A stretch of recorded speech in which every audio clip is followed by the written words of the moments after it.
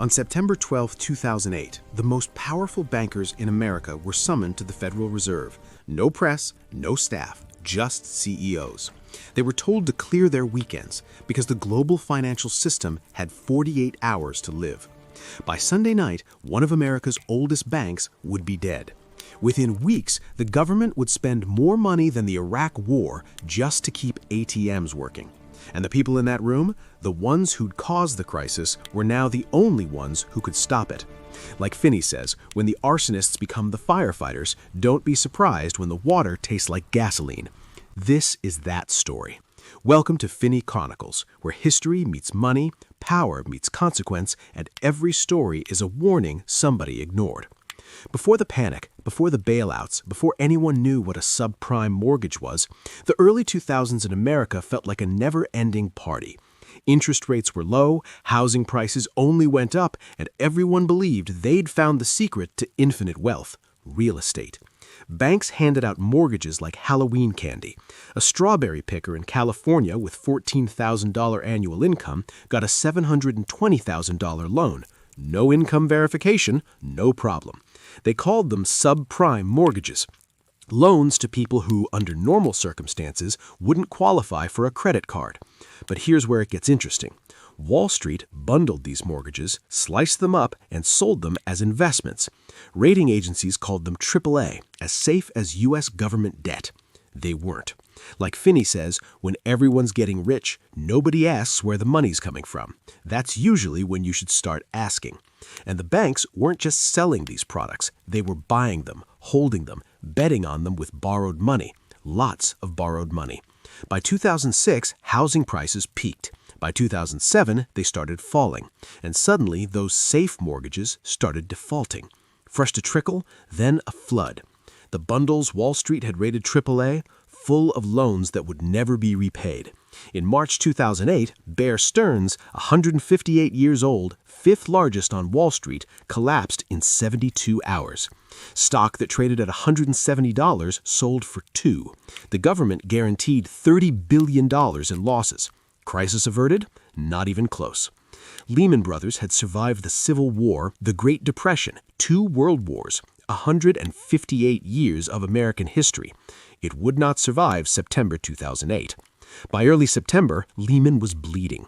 Their stock had dropped 90%. They were sitting on $60 billion in toxic real estate nobody could accurately value. Everyone on Wall Street knew they were next.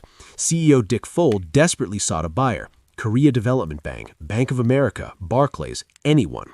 But unlike Bear Stearns, the government wasn't offering to guarantee Lehman's bad assets. Treasury Secretary Hank Paulson had decided no more bailouts. Like Finny puts it, moral hazard sounds great in theory right up until the building's actually on fire.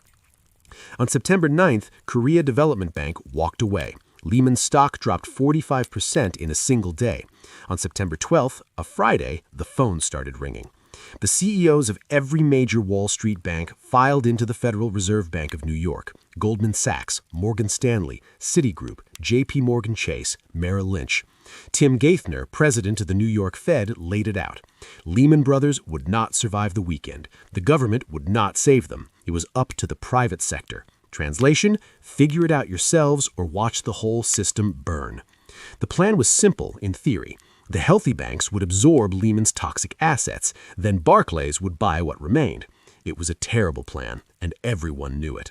Like Finny says, asking bankers to rescue their competitor is like asking wolves to donate blood to sheep. Technically possible, emotionally unlikely. Negotiations continued through the night.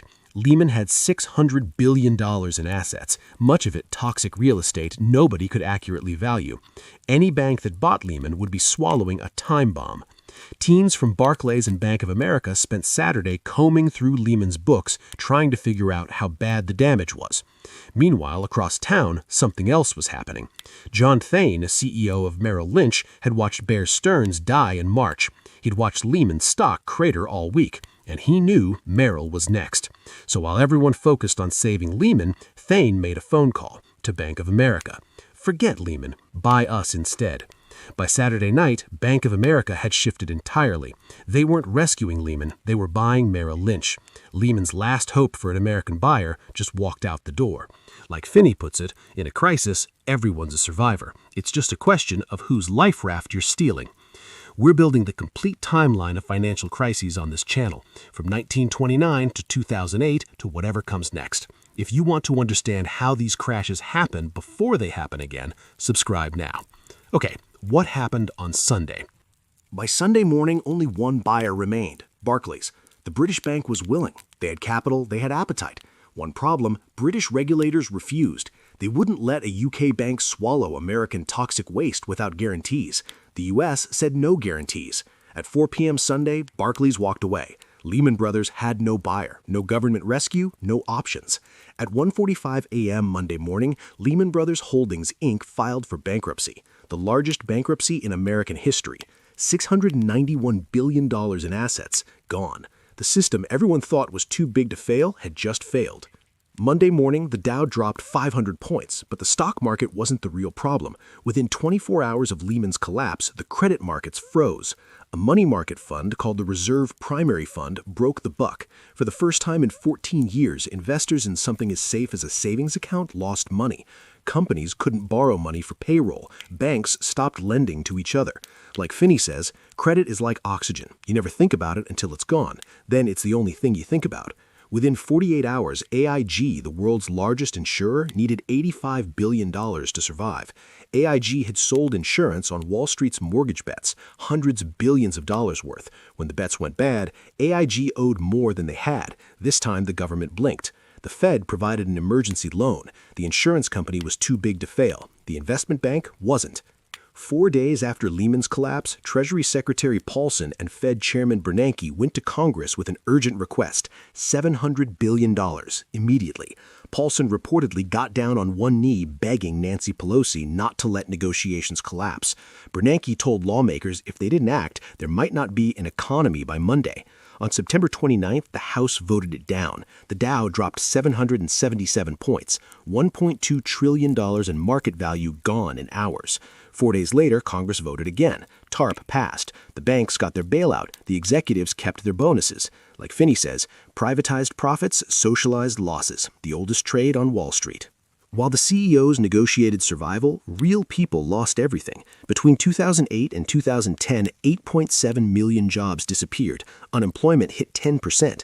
Household wealth dropped $13 trillion.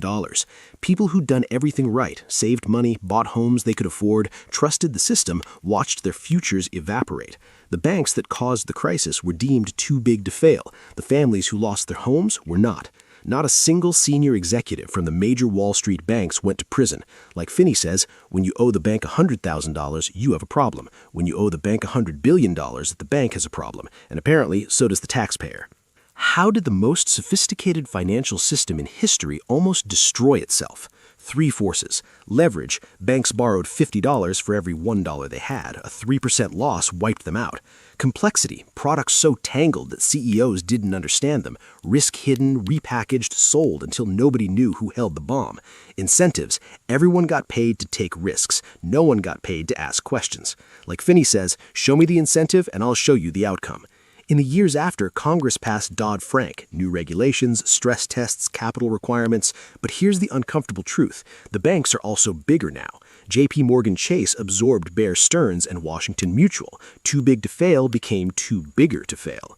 The 48 hours that almost ended capitalism didn't end it, but they exposed something important. The system survived. The families who lost their homes didn't. The traders who lost their jobs didn't. The trust didn't. And maybe that's the point. The system always survives. The question is, who pays for its survival?